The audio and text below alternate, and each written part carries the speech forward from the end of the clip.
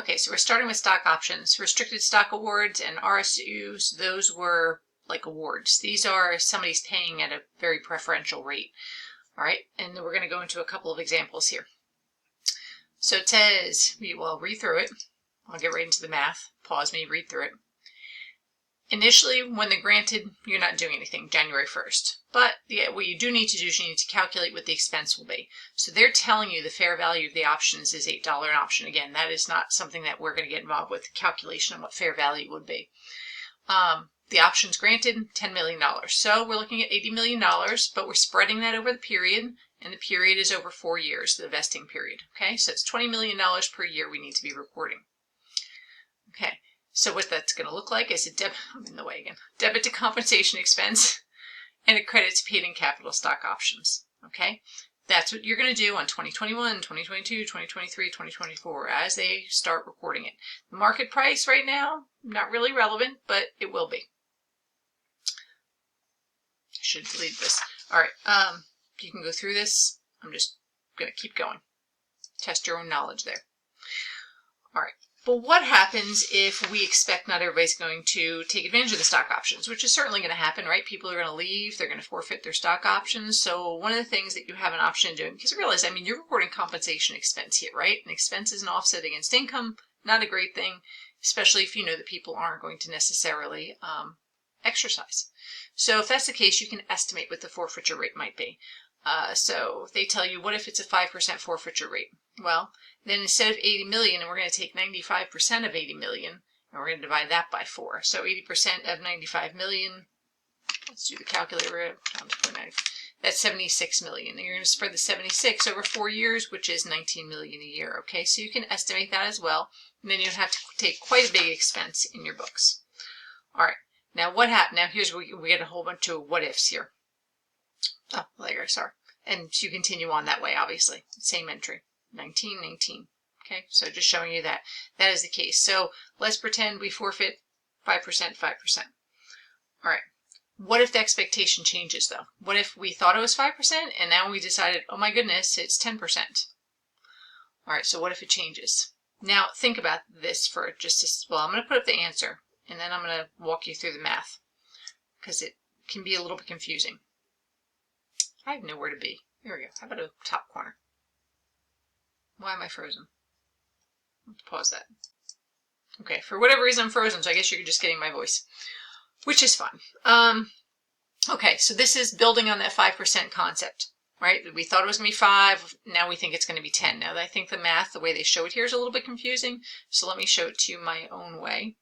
Pause this. Okay, so I think I'm doing this in Excel here.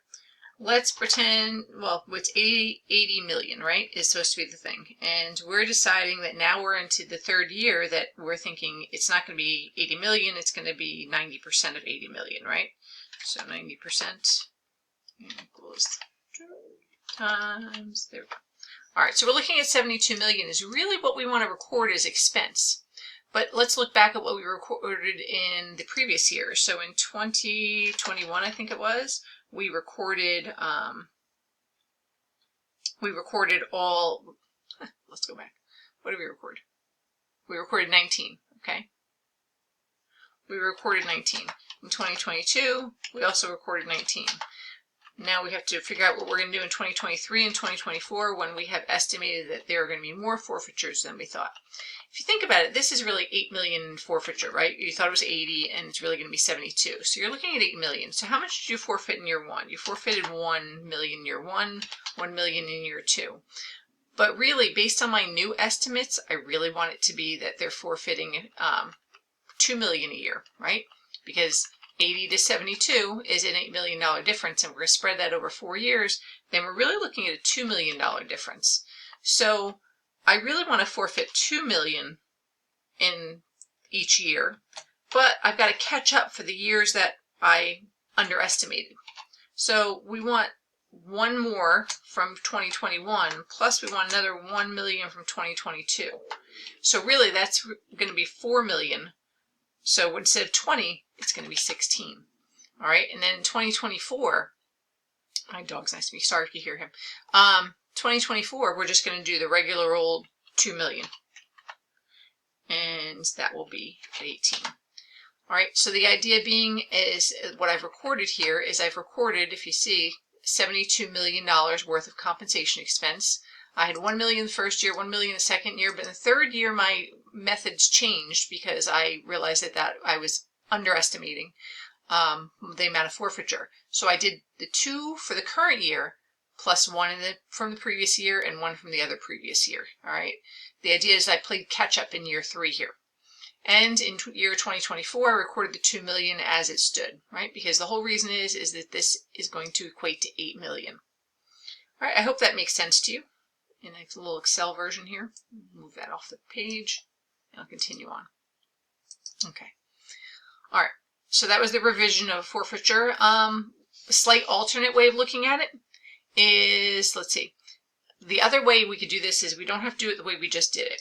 We could do it a slightly different way. We revise as the forfeitures occur. So an alternative approach is the companies can elect to account for the forfeitures when they actually occur. So not estimating the way we're doing. All right, so let's pretend we got the same data. 20 million, 20 million, 20 million, 20 million, right? Because we're not estimating. And then the forfeitures start occurring, okay? So I'm going to pull that spreadsheet back up here. I'm just going to put everything on screen right now. So, hang on, back up one. All right. Let's pull that Excel back up here. So now, like I said, what we're doing is we're looking at this. Hey, come on over. There we go. We're looking at this a little bit differently. Now we're saying, okay, let's delete this. So we didn't estimate any forfeiture. We took the full 20 compensation expense in those years, right? No forfeiture, 0, 0, right? If you look at that as forfeiture, forfeit. We'll go with that. Okay. So in 2023, now we decided, oh, let's see how much. In 2023, we decided options with a fair value of 8 million when granted or forfeited. So they don't make us do a percentage now, they're just telling us an amount. So in that year, 8 million are going to be forfeited over the next 2 years. But if we take that 8 million, okay, it's the same basic thing here, it's the 10%. If you take that 8 million, what I want to do is I want to spread it over the years equally. If I had done it the way I should have done it, not should have done it. If I'd done it the way as it was, I hate to say it this way, we want to catch up. We want to catch up in the year that we figure out that there's going to be forfeitures. So we really want the current year, right? We want to spread that 8 over 4 years. 2 for the current year, 2 for 2021, which I didn't do, 2 for 2022, which I didn't do. Okay, that puts you at 16 for the current year. All right, or no, 14, my bad. Sorry, bad math. All right, that puts you at 14 for the current year, which you can see is playing out right here. And then in the last year, I just recorded the normal 2 in forfeiture because the idea is spreading it, right? In the year I figure out that the forfeiture is no good or that it actually happens, that's when I want to play catch up. And so I would record 18 in that year. Same net result, just different timing. Okay, so there you go. And I'll pull that Excel back up there so you can see that that's 18 for the last year. All right, I hope that makes sense. Okay, oh, what happened? What do we do when they're exercised? Okay, so I guess we should do that. All right, what do we do when they're exercised? The idea is when they're exercised, here we go. We're going back to, okay. All right, we're going back to as if they were, none of this forfeiture stuff happened. Let's just regular old option that they're just simply exercising. So we've got exercise. The market price I told you is going to play in eventually is $35 per share. So half the shares at 5 million are exercised when the market price is $50 per share. Okay, so at the date of grant it was 35, but now it's 50. The cash you're going to get is you're going to get $35 per share for 5 million shares. That's what the 5 is for there. So there's 175 million. That's the option price, the strike price. All right, is $175 million a share. Common stock gets recorded at par, the way it always does, and paid in capital in excess of par is everything else. The paid in capital stock options is going to be for the, hang on, I can click it. There you go, half the account balance. All right.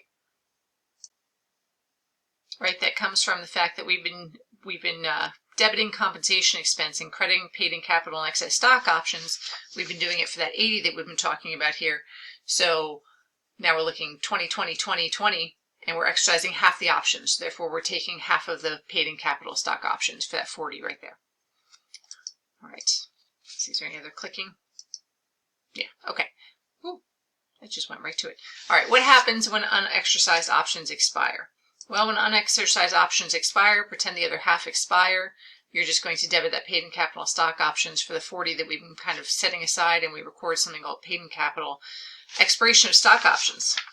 All right, I'm going to, let's see, am I going to stop here? Yeah, I am. Okay, see you in a minute.